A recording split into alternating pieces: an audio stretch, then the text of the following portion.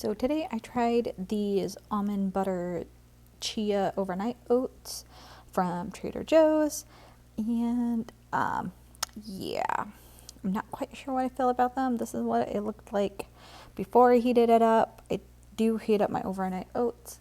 This is what it looked like afterwards. They were okay. There was a weird aftertaste, and the texture is just a bit off. Were they horrible? No. Would I eat them again? Probably not. But my mom's cat liked them.